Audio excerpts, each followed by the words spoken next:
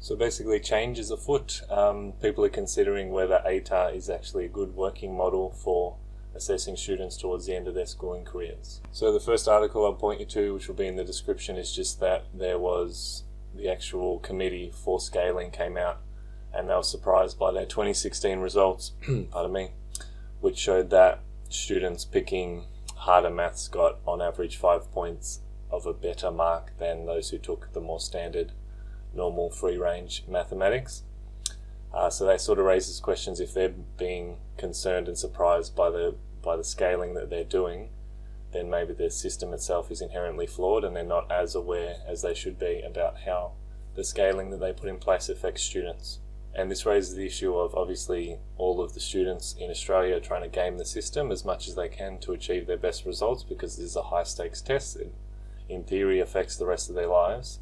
And so then if the people creating the scaling of that test aren't exactly aware of how they're doing it or what they're doing or how effective it's being, then you have big questions being raised. More recently, and this is the second article that will be in the description for you to have a look at, is basically just various vice chancellors of universities around Australia have been saying that the actual ATAR system needs to be scrapped. And there's data that's shown that universities are moving more and more away from actually the raw score, the ATAR score, as being involved in the admission process for high school students moving into university. They basically, what that seems to suggest to me is that the actual process itself is broken, and as a result the universities are finding different ways to select students, whether, and in the article below there's some reports of students being accepted with a 30 or below ATAR, which is a big problem, I would suggest. And also they're using a lot more interview and data and principal recommendation, and that becomes a problem, of course, because the ATAR is meant to be the single standard transparent test that everyone takes, and that's how university places are decided. Whereas obviously if those results are being ignored or if the standards are being too loosely applied, then you have a problem.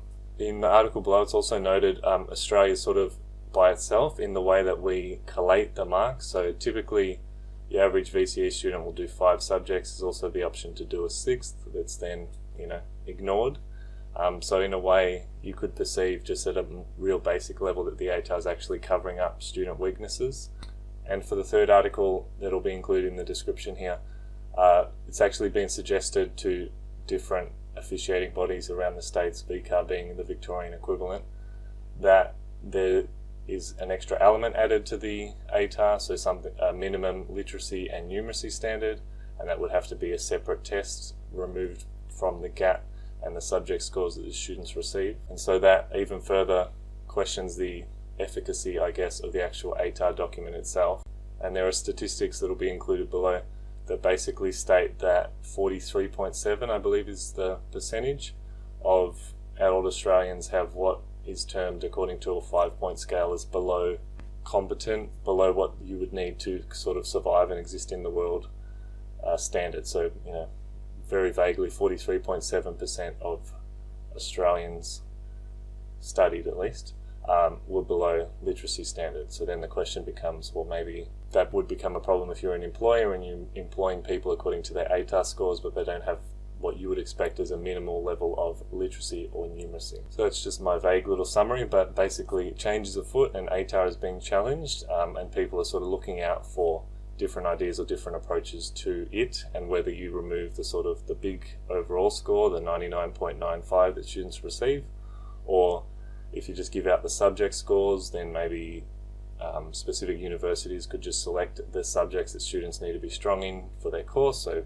for a science course, perhaps they might pick English, maths and science, or whatever. If it's a literature course, maybe just take the English and the others aren't that important, and that would give the universities a little bit more selectivity around who they select, rather than just picking based on sort of cut points. Got any ideas from other countries or within Australia how we would replace the ATAR? Any suggestions or different ideas? I'd love to hear them in the comments below.